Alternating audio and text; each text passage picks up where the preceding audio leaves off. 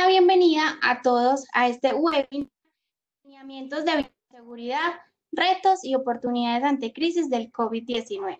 El día de hoy nos está acompañando Tatiana Franco, ingeniera química con maestría en medio ambiente y más de 5 años de experiencia en gestión ambiental, riesgo químico y sanitario.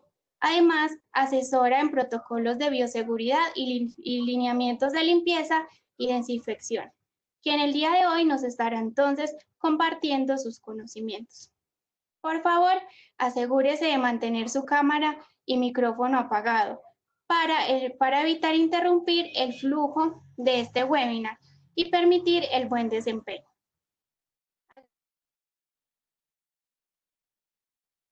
Ya que al finalizar el evento se habilitará un espacio para la resolución de las mismas. Entonces, bienvenidos y los dejo con Tatiana.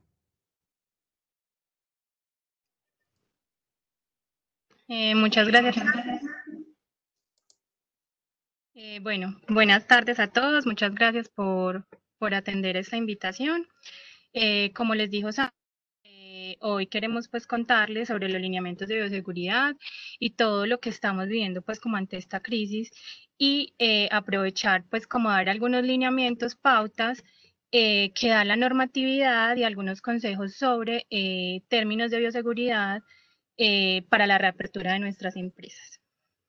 Esta es la agenda que les voy a presentar el día de hoy. No me quiere funcionar. Qué pena, ahora sí.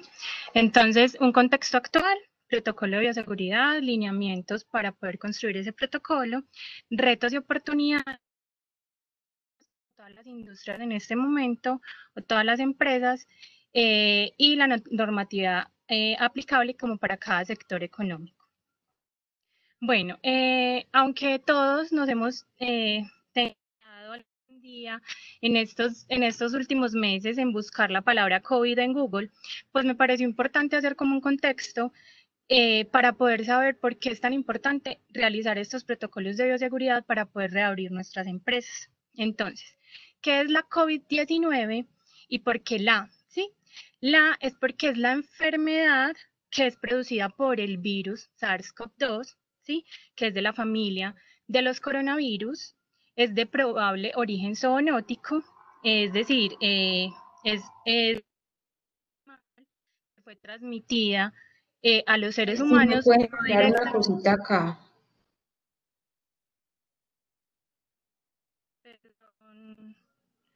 Okay.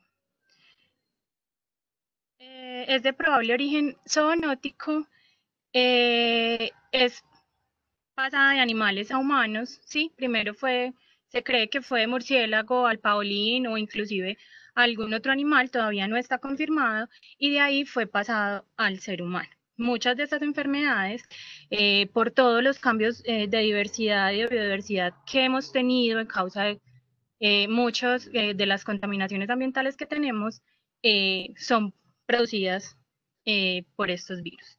Entonces, causa una infección respiratoria aguda y tiene un periodo de transmisión de 1 a 12, con una media de 5 a 6 días, es decir, el promedio de las personas empiezan a presentar síntomas a los 5 o a los 6 días, ¿sí? Máximo a los 15 días más o menos. ¿Cómo se transmite? Por gotículas, que son micropartículas, microgotas, ¿sí? Por contacto, ¿sí? Se queda al toser, al hablar, incluso al respirar, puedo contaminar superficies y depende de la superficie, sea madera, plástico, metal o demás, esta superficie se va a contaminar y otra persona que llegue y tenga contacto con esa superficie también se va a ver contaminada y por eso es tan importante tener un adecuado lavado de manos, ¿cierto? Aerosoles. Es muy probable, hay varias investigaciones en las que el virus se transmite por aire. Entonces, también por eso es importante el tapabocas, ¿sí? Porque han habido investigaciones en donde muestran que este tipo de virus se pueden adherir aunque son pesados, tienen una partícula de 250 micras más o menos, son pesados, pueden arrastrar algunos metros, inclusive quedarse en ambientes por más de 3 horas. Entonces, tiene una tasa de letalidad del 2.6%, tiene, es muy peligroso porque tiene una letalidad alta y muy rápida. ¿Listo? Entonces, ese contexto actual llevado a nuestros municipios está de la siguiente manera. En este momento, 12 municipios están con contagios, ¿sí? Y 11 sin contagios. Activos tiene Río Negro 2 personas, Marinilla 4 personas y La Ceja, lamentablemente, 8 personas. Han habido 2 muertes en estos últimos meses por esos contagios en el oriente antioqueño y casos confirmados 42, recuperados 26. De las 7 muertes que han habido en Antioquia. Entonces, por eso es muy importante decir que nosotros tenemos que garantizar y hacer bien nuestros protocolos de bioseguridad para evitar la propagación de este virus. ¿Qué es un protocolo de bioseguridad? Entonces, como lo dice la Filmina, dice conjunto de medidas preventivas que tienen por objeto eliminar o minimizar el factor de riesgo que puede llegar a afectar la salud, el medio ambiente y las personas en general, ¿sí? ¿Cómo o qué es lo primordial para hacer un protocolo de bioseguridad? El lavado de manos, porque ya como bien sabemos y conocemos todos, el lavado de manos pues garantiza que yo no esté contaminando otras superficies que otras personas pueden estar tocando y que inconscientemente se lleven la mano a la cara, a los ojos o a otras mucosas, ¿cierto? Al toser y demás, siempre con pañuelos en el brazo o siempre con tapabocas, súper importante. Dado que el mayor, pues hay un muy buen porcentaje de personas asintomáticas, entonces yo me puedo sentir muy bien hoy y puedo estar contagiando a otras personas sin saberlo. Eso todos lo conocemos. Tenemos que garantizar una limpieza y desinfección, depende pues de mi lugar de trabajo, voy a necesitar limpiezas, desinfecciones o sanitizaciones de acuerdo a los sectores económicos. Eso ahorita lo vemos mejor. Siempre tenemos que consultar en fuentes confiables, ¿sí? Ministerio de Salud, etcétera. No sé cómo apagar la cámara y la debo tener apagada esa Abajito les aparece como una opción de desactivar la cámara. Donde está la camarita, la pueden desactivar dándole clic ahí. Igual mi compañera Sandy nos ayuda con eso, silenciando y apagando todas las cámaras. Bueno, les decía, siempre consultar en fuentes confiables, luego documentar y hacer mis listas de chequeo y luego, por último, siempre tengo que implementar ese protocolo a mis empleados colaboradores para poder garantizar que sí se cumpla. No es solamente ir y mostrar un papel porque sí y no estar siendo responsable con la comunidad y demás. Entonces, ¿cuál es la importancia de la bioseguridad? Además del cumplimiento normativo, que en este caso es la resolución 666 del 2020, en donde están todos los lineamientos y todas las pautas para el cumplimiento de estas y para poder hacer un protocolo de bioseguridad como es debido. Ahorita vemos algunas pautas importantes. Además del cumplimiento normativo, es prevenir esa propagación de la enfermedad, ¿sí? Tanto en mis colaboradores como a la sociedad en general. Si yo implemento bien mi protocolo de seguridad, estoy garantizando la salud de mi colaborador, la de su familia, por ende, ¿cierto? Y la de la comunidad en general, ¿cierto? La protección del empleado y de mi empresa, como les decía. Protocolos de seguridad que ya se están ejecutando, estar implementando y se deben estar haciendo medidas correctivas. Son todos esos sectores que ya hicieron su reapertura hace unos días, hace incluso ya como un mes. Entonces, el sector de saneamiento básico nunca paró, entonces le tocó en la marcha construir sus protocolos de bioseguridad para sus empleados, los que recogen las basuras y demás. Entonces, tuvieron que aumentar esos protocolos de bioseguridad y garantizar que a esos empleados tuvieran el mínimo de riesgos de contagio.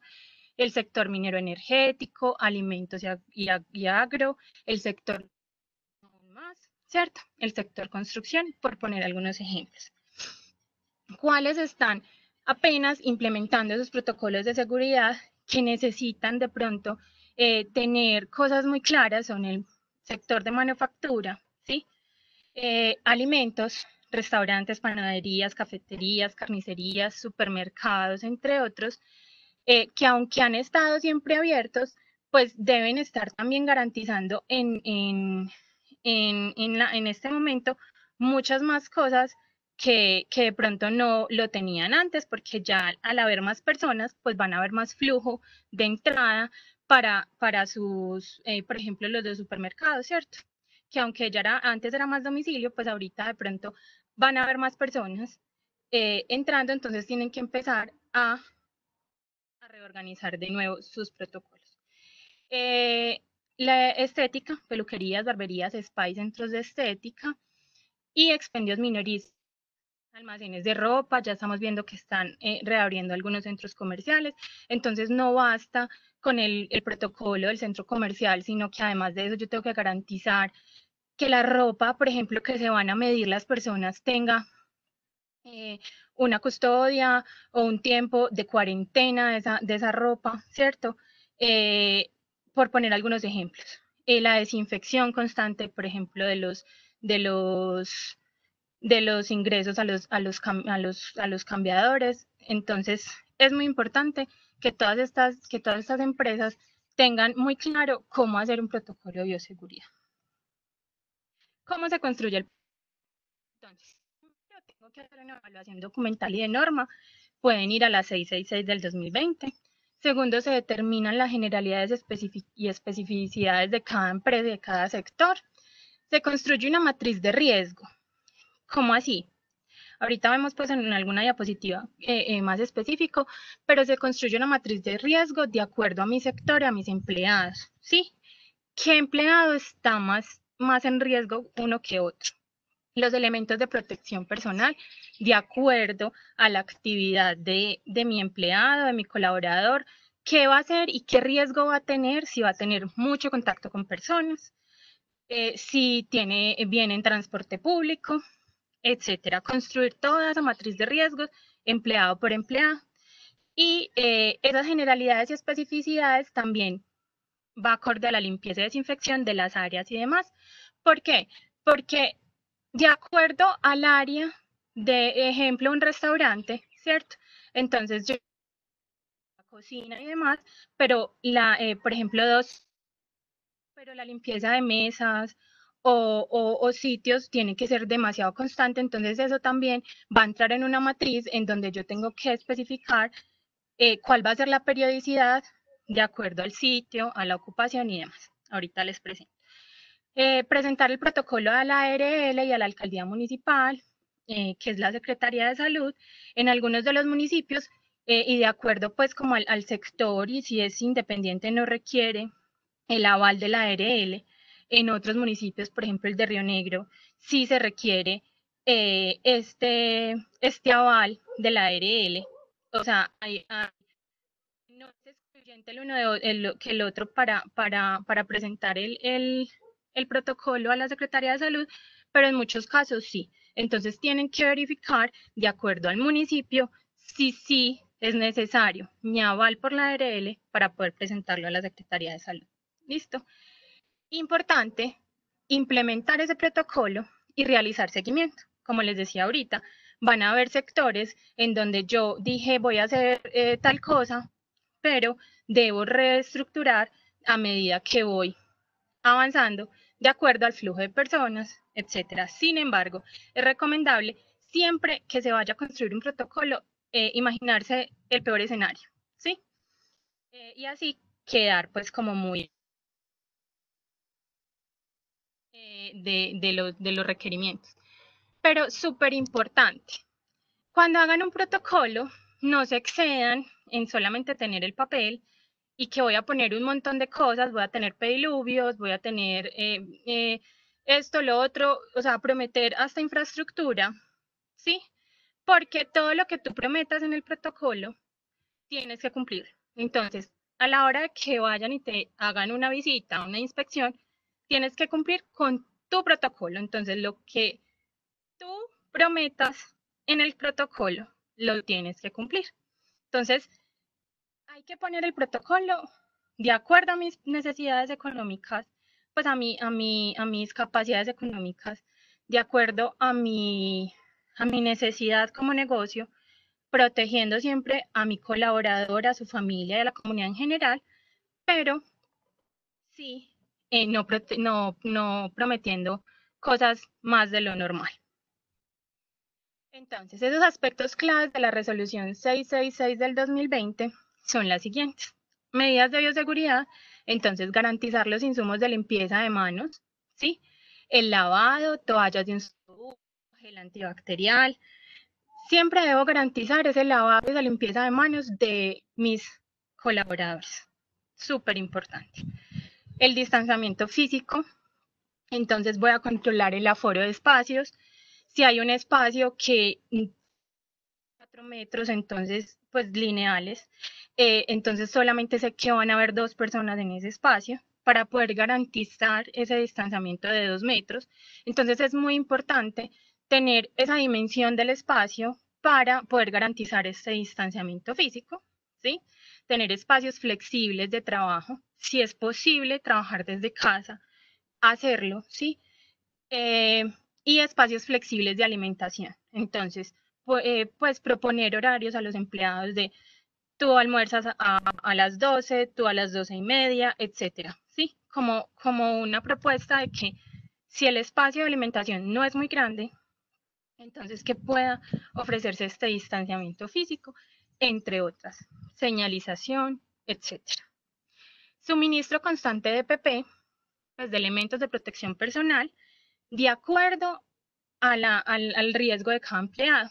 Es decir, no es lo mismo yo entregarle elementos de protección personal a una persona que va a estar en una caja atendiendo personas o recibiendo suministros en almacén y demás, que lo más probable es que le entregue un elemento de protección diferente al que está solo en la cocina, ¿cierto?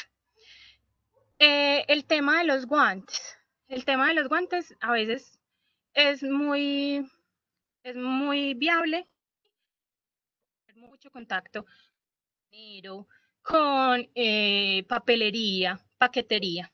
Sin embargo, a veces da una falsa seguridad, entonces olvido esa limpieza de manos.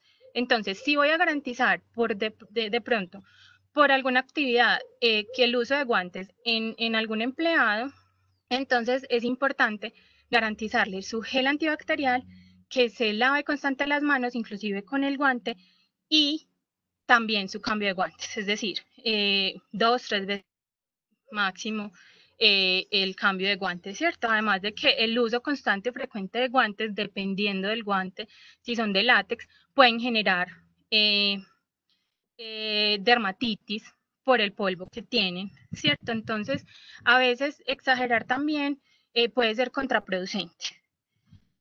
Lo mismo para el tipo de jabones y insumos que se garantizan para el lavado de manos.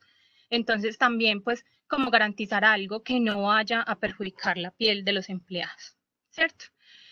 Garantizar la limpieza y desinfección de los espacios, superficies, elementos con procedimientos escritos en donde el empleado conozca, sí, este espacio lo voy a limpiar con este tipo de producto tantas veces al día.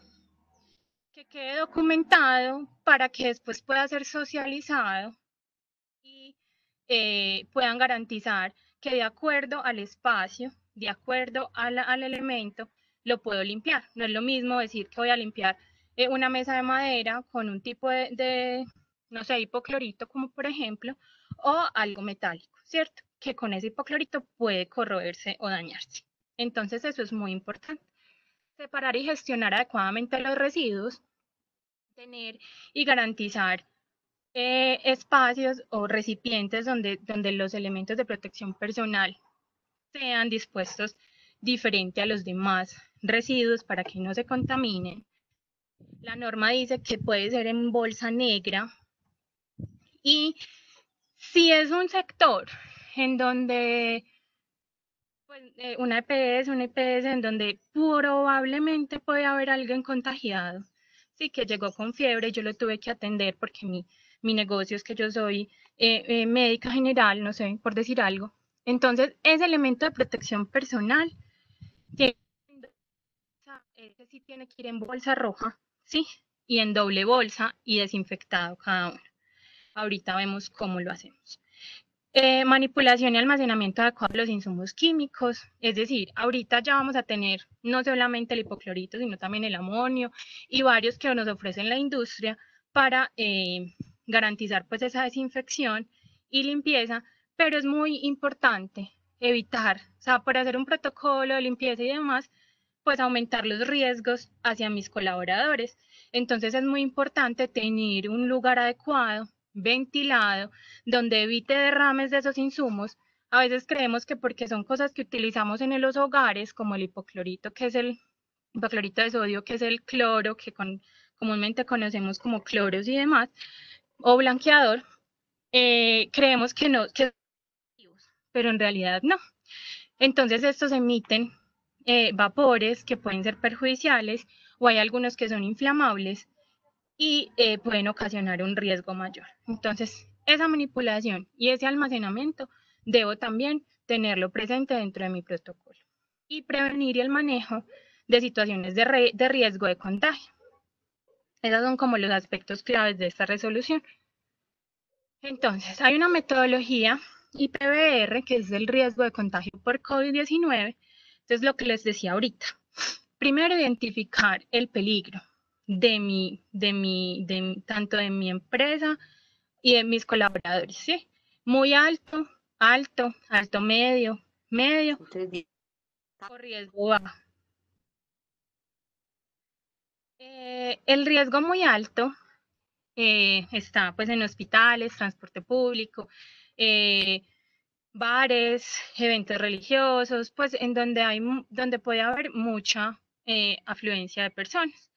Alto puede ser bancos, ascensores, cinemas, supermercados y colegios. Alto medio, oficinas con cubículos en donde no se pueda garantizar esa distancia de 2 metros, ¿sí? Restaurantes, consultorios médicos. Entonces ahí es donde es importante empezar a pensar, de acuerdo a mi sector, cómo voy a establecer el protocolo. ¿Sí? Medio, farmacias, vehículos y bajo, ya la casa y demás. Entonces, identificar el peligro. Como les decía ahorita, el inventario de áreas, el personal expuesto. Entonces, esta persona tiene que ir en bus hasta el trabajo, etcétera. ¿Sí? Tengo que identificar ese peligro de cada uno de mis colaboradores. Construir entonces mi protocolo de bioseguridad con todas las pautas que les mencionaba ahorita y garantizar que mi empleado, mi colaborador, las acoja y se les vuelva un hábito, ¿sí?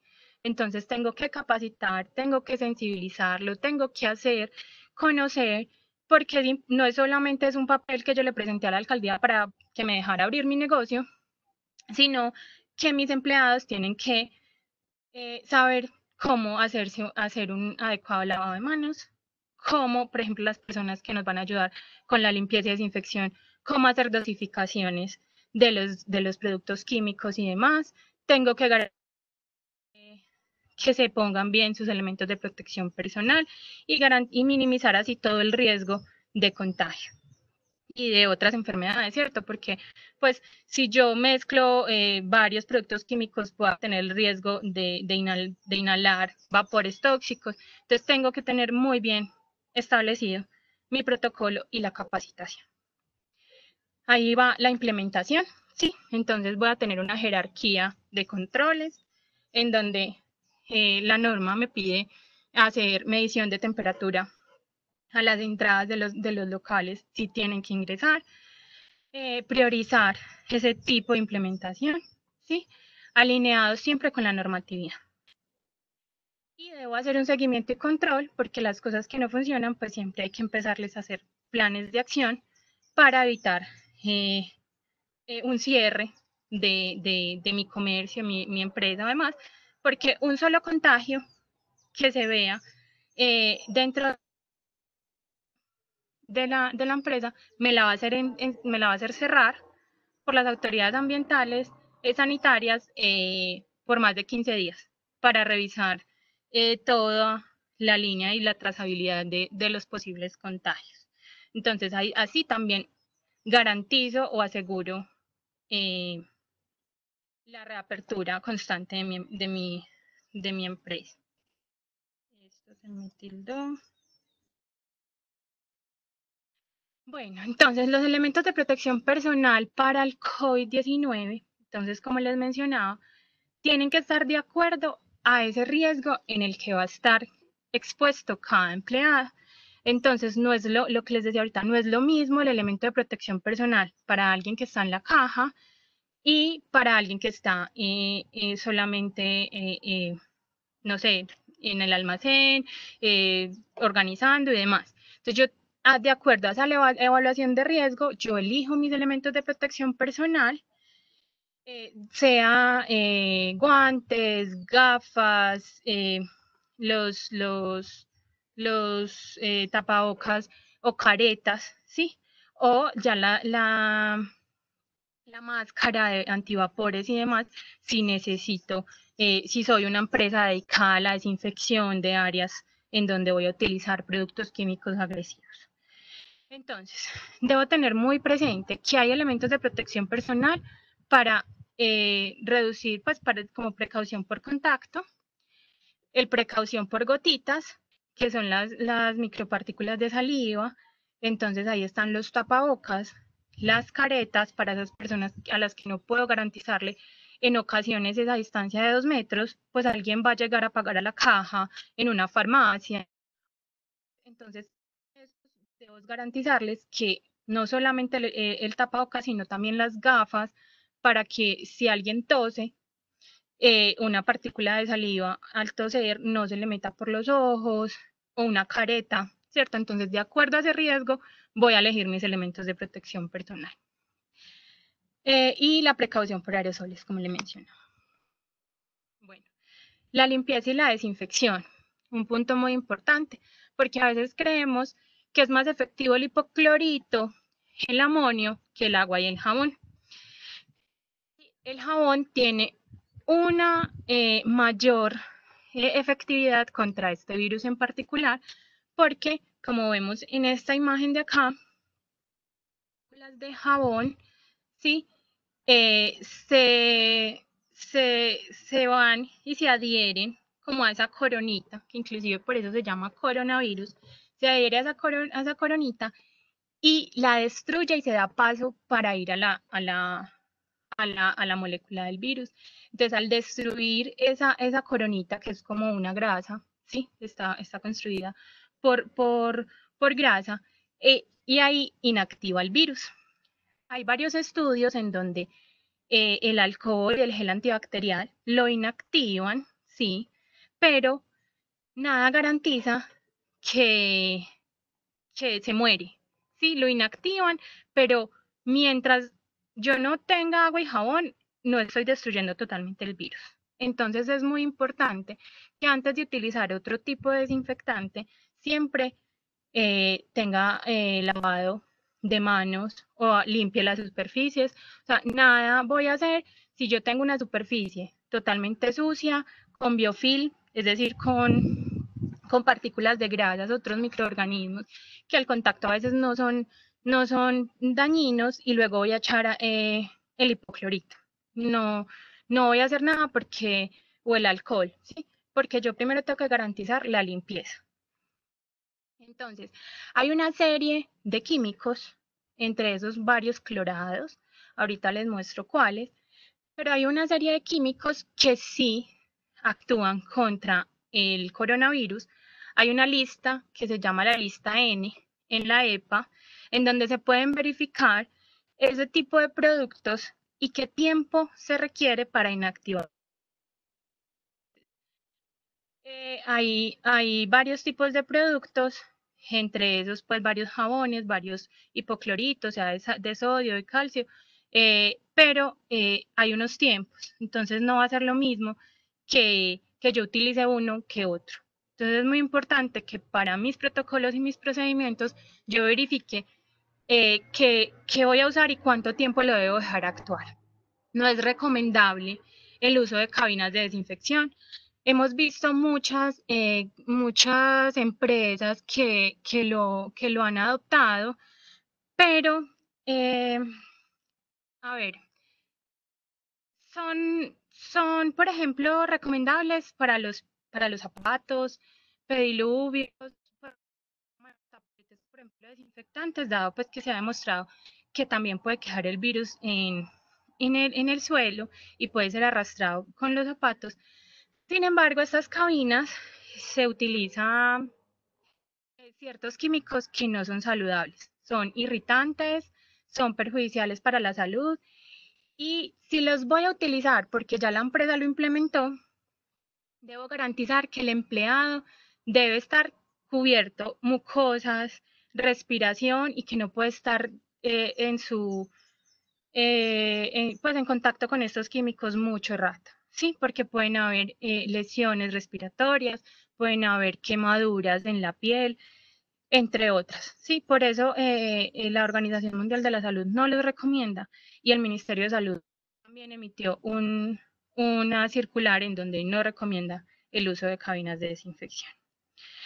Se deben establecer rutinas de desinfección según la criticidad y la ocupación, lo que les mencionaba ahorita. Entonces, también es muy importante ese correcto lavado y higienización de manos, porque debo garantizar lavarme bien las manos en todos los dedos, en todas las superficies, tanto interna como externa, ¿sí?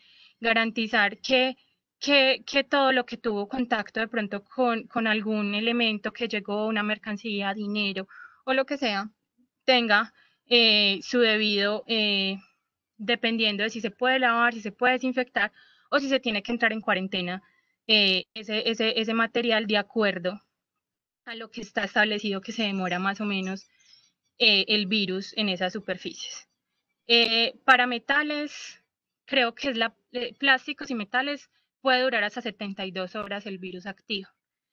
Entonces es importante, si lo puedo limpiar, si lo puedo lavar y que la persona luego de hacer ese proceso también vuelva y se lave las manos y correctamente. Por lo menos 15 segundos, 20 segundos, 25 segundos. Y siempre garantizando y también concientizando a los colaboradores del uso racional del agua.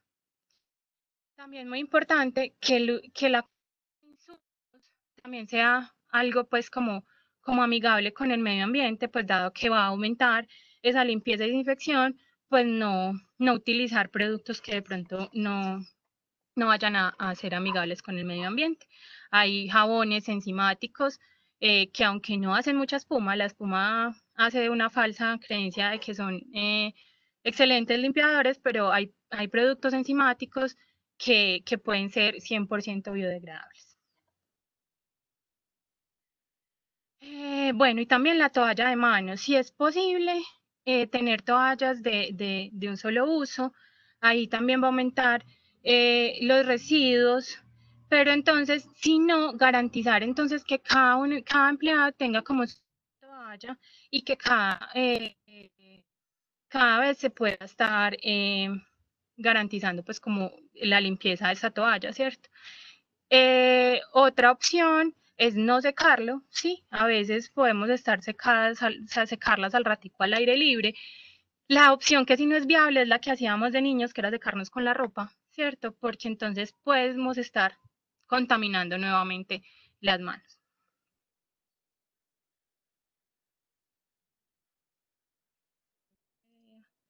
Ahora sí.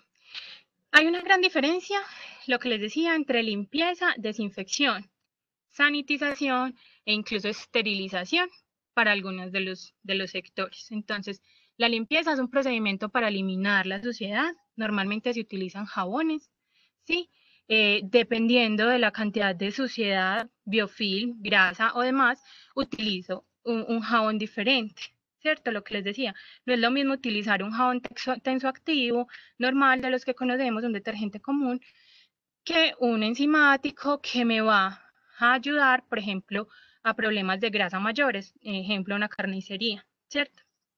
Y la desinfección ya es un procedimiento para eliminar 99% de los microorganismos de objetos, superficies y ambientes. Ya esa desinfección se hace diferente para cada tipo de personas o implementos. Entonces la desinfección va a variar y el producto va a variar de acuerdo a lo que vaya a desinfectar, ¿cierto? Entonces, si es para personas, normalmente utilizo una desinfección con alcohol. Si es para superficies, entonces con hipoclorito de sodio o con varios amonios cuaternarios de quinta generación, etcétera. Sin embargo, como les decía ahorita, hay que revisar bien la lista para revisar la intensidad de esa acción de ese detergente y ese desinfectante, perdón. Entonces, hay una intensidad de acción alta, hay una media y hay una baja que puede eliminar bacterias, hongos y virus, pero con un tiempo de acción no menor a 10 minutos. Entonces, por ejemplo, esta baja es el amonio. El amonio es una opción muy viable porque no es tan irritante con el contacto de las personas. Sin embargo, tiene un tiempo no menor a 10 minutos. Entonces, a veces vemos que están desinfectando carritos de mercado con amonio cuaternario, pero la persona ya se siente muy segura tocándolo inmediatamente. Entonces, hay que garantizar que esa limpieza se pueda ir haciendo, ¿cierto? Para que la persona que coja ese carrito ya pueda sentirse segura de que ya está desinfectado porque ya pasaron varios minutos después de que lo limpiara. Entonces, los más comunes que actúan sobre el COVID, según la lista que les mencioné, es el hipoclorito de sodio, el blanqueador que comúnmente conocemos, el peróxido de hidrógeno, el cloruro de sodio, el alcohol antiséptico. La normatividad dice que de entre 60 y 96%, pero es bueno garantizar que ese alcohol tenga el 70% y así minimizamos pues como el riesgo de acción contra el virus. El fenol, ácido peracético, amonio cuaternario y glutaraldehído. Normalmente el glutaraldehído es más utilizado para esterilizar. Entonces, por ejemplo, para empresas como barberías, peluquerías, odontologías y demás, sí necesito esterilizar mis insumos después de hacerle limpieza, desinfección y por último una esterilización. Entonces, de acuerdo a mi sector económico, yo tengo que garantizar estas limpiezas, desinfección y tengo que tenerlo muy claro a la hora de realizar mi protocolo. El cloro normalmente se utiliza a una concentración de 2.500 partes por millón, tiene un nivel de desinfección intermedio a bajo, ¿sí? Y es efectivo contra los virus. El peróxido de hidrógeno, entre 3 y 25%, tiene un nivel de desinfección intermedio. Los alcoholes, entre el 60 y el 95%, intermedio. Los fenoles, intermedio bajo. Los amonios cuaternarios, un nivel de desinfección bajo. El ácido peracético alto. Y el glutaraldehído es un esterilizante, lo que les mencionaba. Entonces, es importante saber escoger, que es muy importante que siempre lo tengan en cuenta. A la hora de adquirir este tipo de productos, siempre pídalen al proveedor la hoja de seguridad. Y así, por evitar riesgos de contagio contra el COVID, también evito riesgos de la salud de mis colaboradores, evitando mezclas de productos que no se deben. Es muy común que las personas mezclen el hipoclorito de sodio con el detergente y eso genera vapores tóxicos que los voy a aspirar y si estoy en un ambiente cerrado es peor, ¿cierto? Entonces tengo cuáles son sus riesgos y demás. Acá lo tengo. La exposición a estos químicos por contacto cutáneo sobre mucosas, inhalación o ser ingeridos accidentalmente pueden desencadenar irritación dérmica, conjuntival,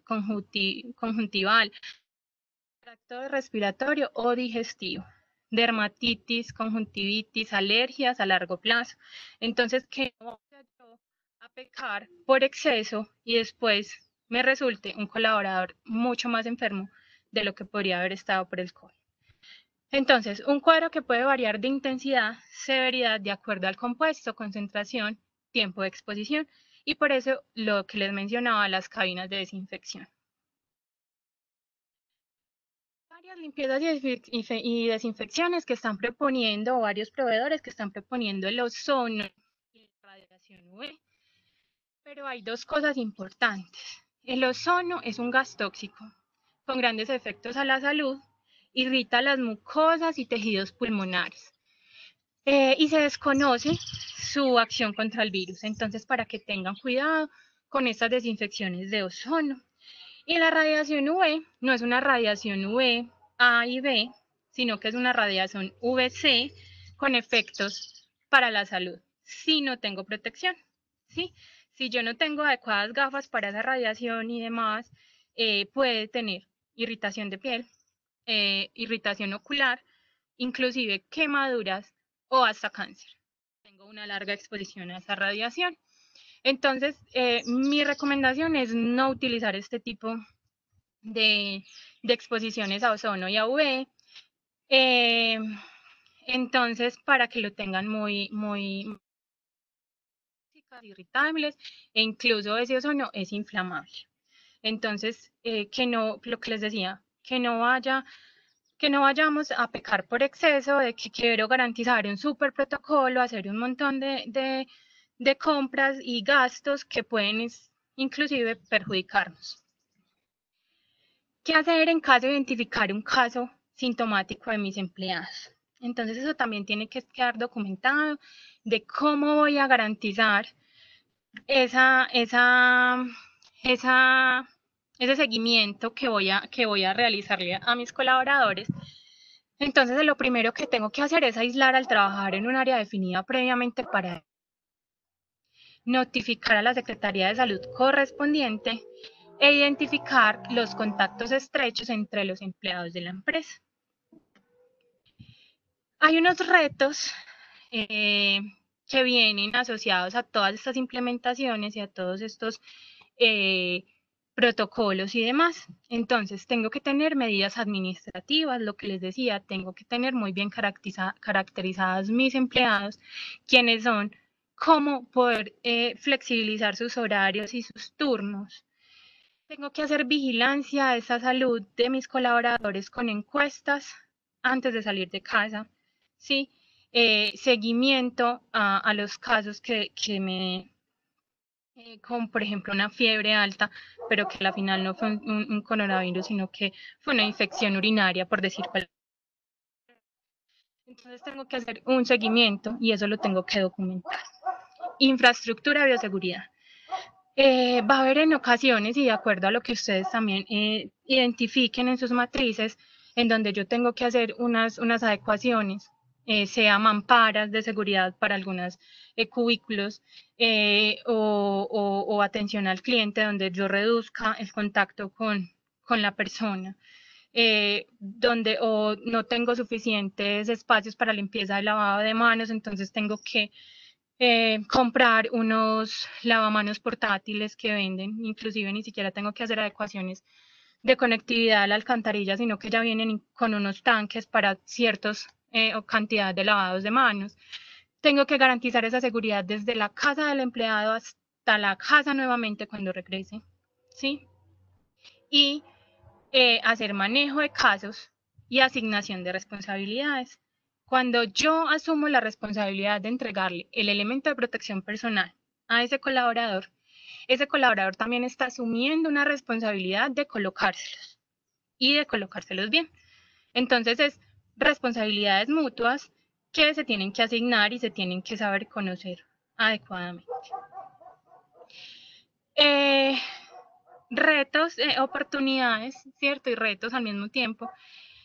en las empresas en este momento es empezar a tratar de crear un ambiente digital, hacer más marketing digital, implementación de estrategias a domicilio si no se tenían, nacionalización, es decir, si yo puedo empezar a hacer envíos a nivel nacional, incluso cuando se pueda internacionalmente, entonces voy a tener la oportunidad de que esta crisis no sea tanto una crisis para mí, sino también como un crecimiento de la empresa o la industria.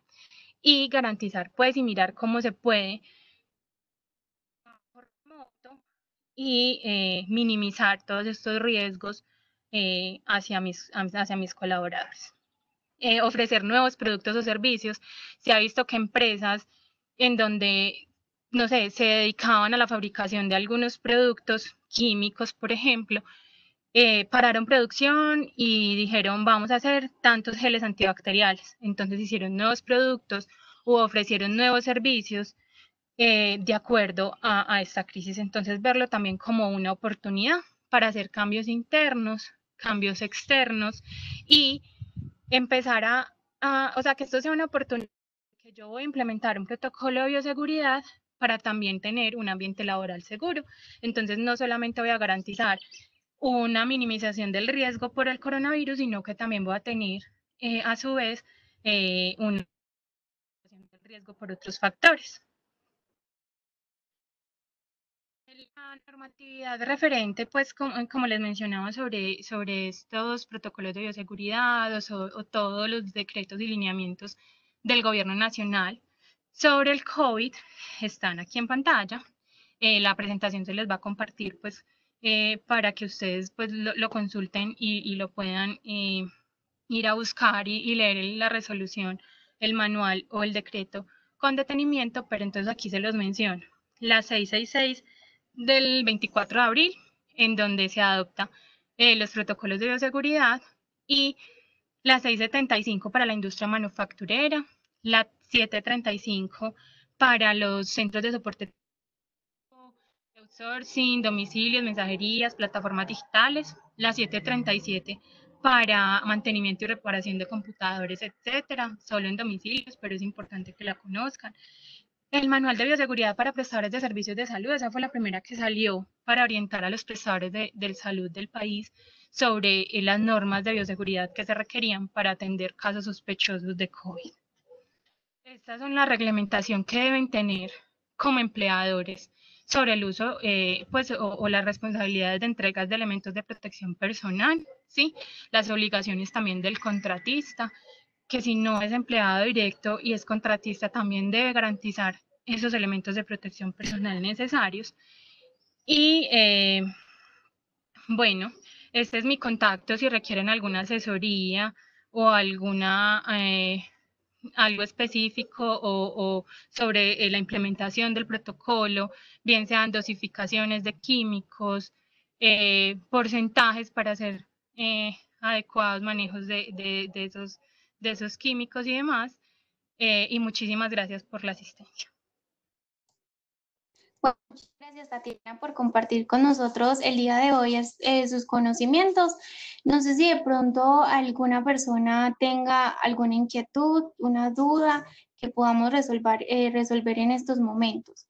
Hago también entonces una invitación para que por favor diligencien la evaluación del evento, ya que para nosotros es muy importante realizar la retroalimentación del día de hoy, tanto para Tatiana para conocer ¿ustedes qué opinan como para la Cámara de Comercio identificar y poder mejorar para próximos eventos?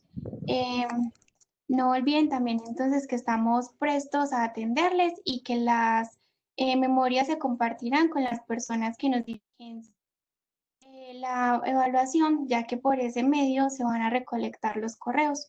Muchísimas gracias. Si de pronto alguien tiene entonces alguna inquietud, por favor, prenda su micrófono y con gusto lo escuchamos.